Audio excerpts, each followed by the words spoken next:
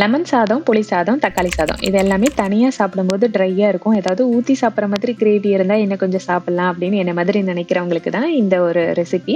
Vegetable dalcha இதை வந்து variety ரைஸோட mix பண்ணி சாப்பிட்றதுக்கு அவ்வளோ டேஸ்டா இருக்கும். ஒரு தடவை ட்ரை பண்ணிட்டீங்கன்னா அடிக்கடி செய்வீங்க. அதை எப்படி பண்றதுன்னு பார்க்கலாம். அதை பண்றதுக்காக துவரம்பருப்பு, கடலைப்பருப்பு இந்த ரெண்டையும் சேர்த்து நல்லா வாஷ் பண்ணிட்டு மஞ்சள் தூள், காயப்பொடியும் சேர்த்து 2 விசில் வச்சு வேக வச்சு எடுத்துக்கோங்க. அதுக்கப்புறம் ஒரு பாத்திரத்துல எண்ணெய் சேர்த்துட்டு இஞ்சி பூண்டு பேஸ்ட் சேர்த்து நல்லா பச்சை வாசனை போகிற அளவுக்கு வதக்கிட்டு அதுல தண்ணி சேர்த்துட்டு கட் பண்ணி வச்சிருக்க காய்கறி எல்லாத்தையுமே சேர்த்துக்கலாம். இதோட மஞ்சள் தூள், மிளகாய் தூள் சேர்த்து வேக வைக்கணும். காய் நல்லா வெந்ததுக்கு அப்புறமா அதுல சாம்பார் பொடி, உப்பு, கரம் மசாலா சேர்த்துட்டு வேக வச்சிருக்க கொண்டக்கடலையும் சேர்த்துக்கோங்க. வேக வச்ச கொண்டக்கடலை தான் இந்த கிரேவிக்கு மெயின் டேஸ்டே கொடுக்கும். ஸோ ஸ்கிப் பண்ணிடாதீங்க. அதோட வேக வச்ச பருப்பு, திருவன தேங்காய் சேர்த்துட்டு நல்லா கொதிச்சதுக்கு அப்புறமா அடுப்பு ஆஃப் பண்ணிட்டு மல்லித்தலை தூவுங்க.